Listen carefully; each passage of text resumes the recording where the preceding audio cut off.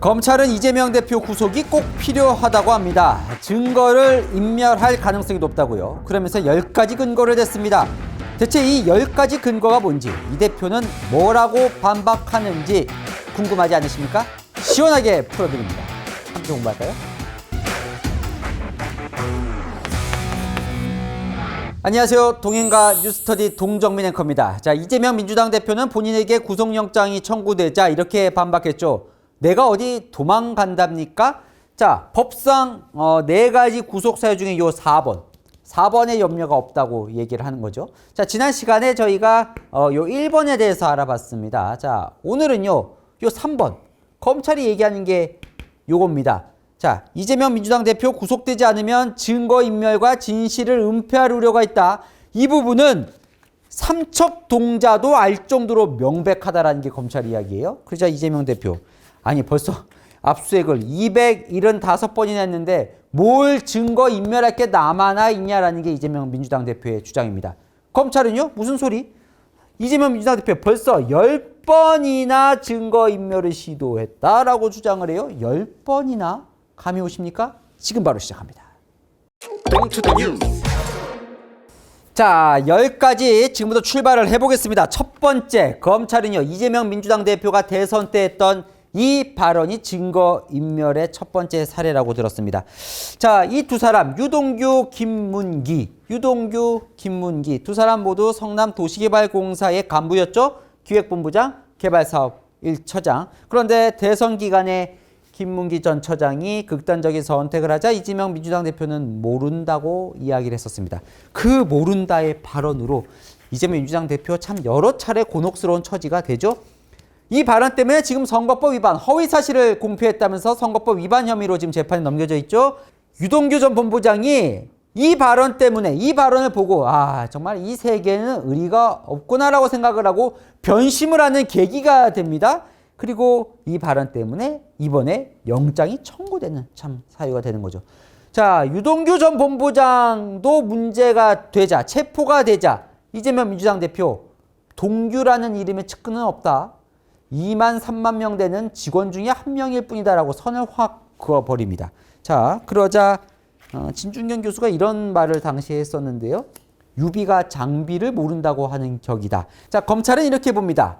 왜 모른다고 했을까? 자, 본인의 지시를 받고 범행을 실행한 이 두 사람이 문제가 되자 허위 주장으로 실체적 은폐를 시도하기 위해서 모른다고 발언했다. 이건 증거인멸의 정황이다. 이렇게 보는 겁니다. 자, 두 번째, 변심자를 향한 압박이 증거인멸의 증거다. 그 변심자는 누구냐? 바로 유동규와 남욱.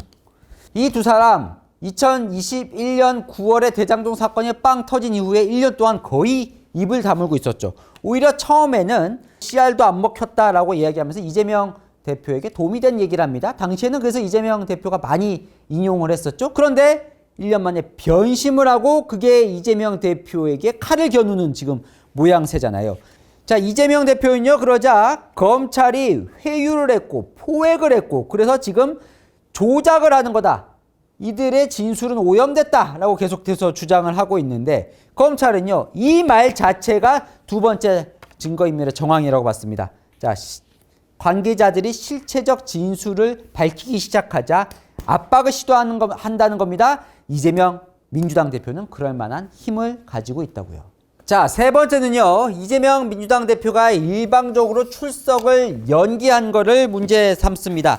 자, 3번 소환 조사가 됐는데 단 한 번도 검찰이 나오라 할 때 나온 적이 없습니다. 첫 번째는 지난해 12월 28일에 나오라고 했는데 1월 10일에나 나갔죠. 두 번째는 평일에 출석하라고 했는데 주말에 출석하고요. 세 번째는 오전 9시 반에 출석하라고 했는데 오전 11시에 출석을 합니다. 검찰은요, 이런 행태를 보면 구속이 되지 않을 경우에 앞으로 수사나 재판을 지연시켜서 증거를 인멸할 가능성이 있다. 이렇게 주장을 합니다.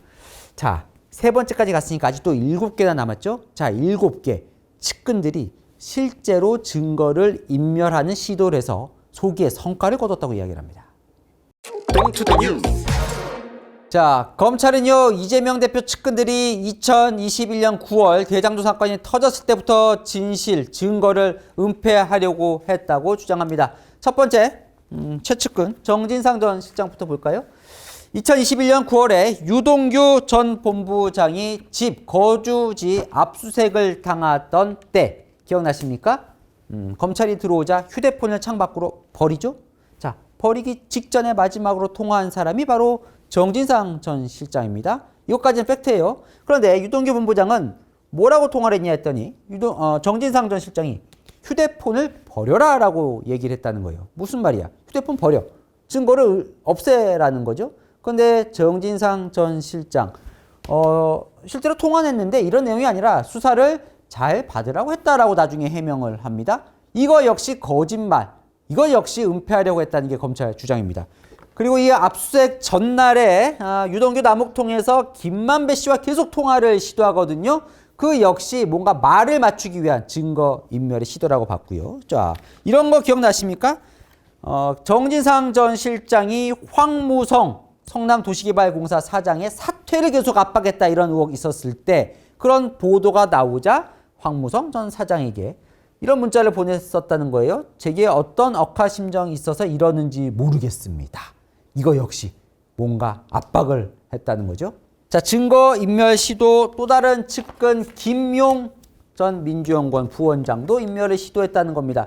이때와 비슷한 시기, 그러니까 2021년 9월경 유동규 전 본부장의 검찰 출석을 막으려고 그러니까 진실을 은폐하려고 유동규 전 본부장에게 전화를 해서 태백산맥 들어가서 숨어라, 쓰레기 먹고 배탈로 입원해라 이런 지시를 내린 것 자체가 증거를 인멸하려고 한 거다. 그리고 이건 최근인데요. 지난해 9월에 당시 유동규 전 본부장이 구속 상태였는데 갑자기 한 변호사가 감옥으로 와서 당신 변호를 맡겠다고 이제 오거든요. 자, 유동규 전 본부장은 이렇게 얘기를 합니다. 내가 검찰에서 무슨 말을 하나 살펴보려고 김용 부원장이 가짜 변호사를 보낸 거다. 이 변호사는요. 지난 문재인 정부 때 청와대에도 있었고 이재명 대표 경기지사 때 고문 변호사를 했었던 인물이라고 합니다. 자, 검찰은 김용 부원장이 수사 상황을 확인하기 위해 유동규 본부장에게 보낸 가짜 변호사다 이렇게 보고 있습니다. 증거를 은폐하려고 했다는 거죠. 자, 검찰은요 대장동 일당 중 지금도 범행을 부인하고 있는 김만배 씨의 증거인멸 시도도 있었다고 이야기를 합니다. 자, 2021년 10월경 그러니까 대장동 사건이 빵 터진 그 직후에 남욱 변호사가 어디에 있었냐면 미국에 있었습니다. 당시에 미국으로 한 찾아간 언론이 있었어요. 그 언론이 뭐라고 얘기를 하냐면 천안동인 1호는 김만배가 내게 아니다. 자신께 아니다라고 했다는 거예요. 그러니까 바로 의혹이 증폭이 된 거죠. 아니 그럼 김만배께 아니면 누구 거야? 자, 그분 논란이 이제 불거진 겁니다. 근데 며칠 뒤에 한국에 입국하면서 그 논란을 잠재웁니다. 남욱 변호사가. 그분은 이재명 성남시장은 아니다. 그래서 이재명 당시 민주당 대표가 이 발언 남욱 변호사도 아니라고 하지 않았냐. 자신의 결백으로 호소할 때 이 얘기 많이 썼었죠. 지금은 전혀 다르죠. 남욱 변호사는 계속해서 그분은 이재명 성남시장이었다라고 지금 재판에서 계속 얘기를 하고 있었는데 당시엔 그랬습니다. 그러면 왜 며칠 만에 말이 달라졌냐. 검찰은요 그 사이에 김만배 씨가 연락을 해서 야, 의혹받고 있지 않냐. 인터뷰 다시 해라라는 지시를 했었다는 거예요. 증거를 은폐하려고 했다는 거죠. 또 이런 일도 있었다고 하는데요. 김만배 씨는 대장동 수사 초기에 평소 친분이 있는 한 언론인과 대화를 하는데요. 그게 이제 녹취가 됩니다. 무슨 내용이냐면 이거 사업 진행되고 있는데 자꾸 이재명 당시 성남시장이 뭐 터널도 뚫어라, 배수지도 만들어라 계속해서 부대 조건을 붙였다. 그래서 내가 이재명 욕 많이 했다. 공산당 같은 XX라고. 자, 이 내용 들으면 마치 당시에 김만배 씨와 성남시 사이에 뭔가 불화가 있었던 걸로 비춰지는 대목이죠. 자, 이 녹취록이요. 2022년 3월에 공개가 됩니다. 자, 바로 대선 직전에요. 자, 검찰은요. 이 자체가 이재명 대표를 보호하려는 기획이었다라고 생각합니다. 김만배가 꾸며냈다는 거죠. 자, 7번째 배수구 문건. 이건 무슨 얘기냐. 자, 지난해 대선 직전에 대장동 일타 강사로 당시 유명했던 원희룡 지금은 국토부 장관이죠. 기자회견을 합니다. 무슨 기자회견이냐? 자, 고속도로 배수구에서 이런 물에 젖은 대장동 관련 문건들이 대거 나왔다는 거예요. 자, 누가 국민의힘에 제보를 해서 찾았다는 이 서류 뭉치 내용을 봤더니 정민용 변호사, 이 사람 누구냐면 대장동 일당의 소개로 성남도시개발공사에 들어가서 대장동 사업을 총괄했던 이 정민용 변호사가 이재명 성남시장에게 독대할 때 들어있던 그 문서였다는 거예요. 봤더니 이런 문서들이에요. 이재명 시장 사인도 들어가 있었던. 검찰은요, 알고 보니 정민영 변호사와 고 김문기 씨가 성남도시개발공사 사무실에 있던 이 중요한 문건이 누군가에 의해 발견이 될까봐 그걸 없애려고 이렇게 갖다 버렸다, 이렇게 보고 있습니다. 검찰은요, 이렇게 대장동 수사 초기에 정진상, 김용, 김만배 이런 실무진들까지 증거 인멸을 시도했고, 실제로 그런 증거 인멸 시도로 한동안 실체적 진실의 접근을 막았다, 성공했다. 무슨 말이냐? 앞으로도 계속해서 증거를 은폐할 가능성이 있지 않겠냐라고 보는 겁니다. 그때 했다고 지금도 할 거다? 이렇게 볼 수 있느냐? 검찰은요, 최근에도 있었다라고 얘기를 합니다. 자, 작년 10월경 김용 민주연구원 부원장이 남욱 변호사로부터 불법 정치자금을 수수한 혐의로 이제 수사를 받게 되는데, 그러자 김용 부원장이 곧바로 본인의 휴대전화를 숨겼다는 겁니다. 그리고 김용 전 부원장 사무실 압수수색 당할 때 의원들이 이렇게 당사 검찰이 들어가지 못하도록 이렇게 막아선 적 있죠. 그 사이에 김용 부원장의 PC, 컴퓨터에 누군가가 접속한 흔적이 있었다는 거예요. 조직적으로 은폐하려는 정황이 나왔다는 거죠. 또 정진상 전 실장도요, 유동규 전 본부장으로부터 뇌물을 받은 혐의로, 뇌물수수 혐의로 이제 검찰 수사가 시작이 되자 압수수색이 임박해지자 정진상 전 실장이 국회 사무실, 이재명 민주당 대표 정무조정실장 사무실에 있는 정 전 실장 컴퓨터가 초기화됐다는 겁니다.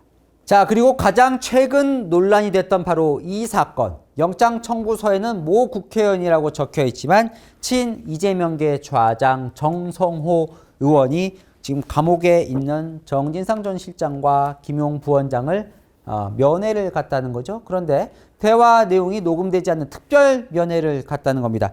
자, 그래서 이런 말을 했다는 거죠. 마음 흔들리지 마세요. 다른 알리바이 만들지 생각해 보세요. 결정적 증거 없다고만 하면 이재명이 대통령.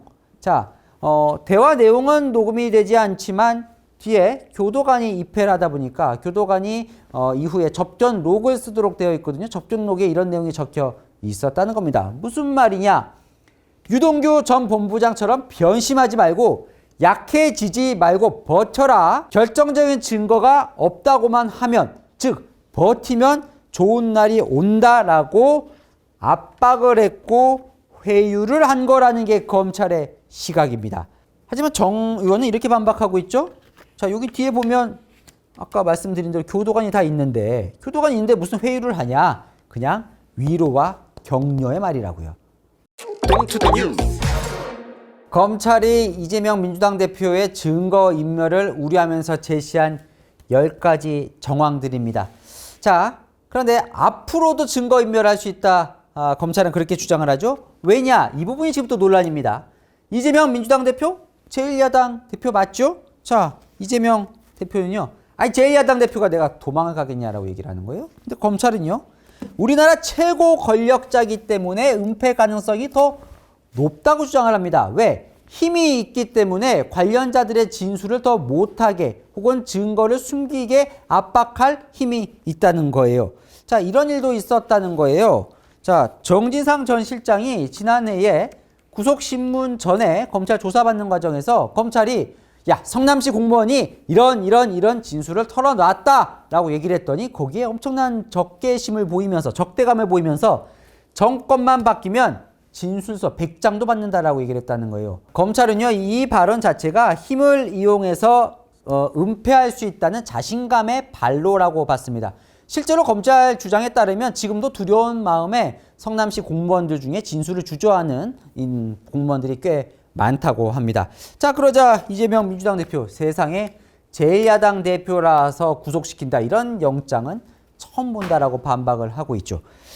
자, 지금까지 두 차례에 거쳐서 구속될 수 있을까 없을까? 여러분이 판사라면 어떤 결정을 할까라는 부분을 설명을 드렸었죠. 지금 보면 2번, 4번은 아니고 지금 1번이냐 3번이냐 이것 때문에 구속을 할 거냐 말 거냐를 결정을 해야 하는데 일반인이라면 이 결정을 누가 하죠? 당연히 판사가 합니다. 그런데 이재명 민주당 대표는 다르죠. 왜냐? 지난해 인천 계양을 국회의원이 되면서 이게 생겼으니까요. 바로 불체포 특권. 현역 의원에게 주어지는 특권이죠. 자, 내일 국회에서 동료 의원들은 이재명 민주당 대표의 불체포 특권을 해제시킬까요? 복잡한데 궁금한 이슈 댓글로 남겨주시면 제가 대신 풀어드리겠습니다. 동행과 뉴스터디 오늘은 여기까지입니다. 감사합니다.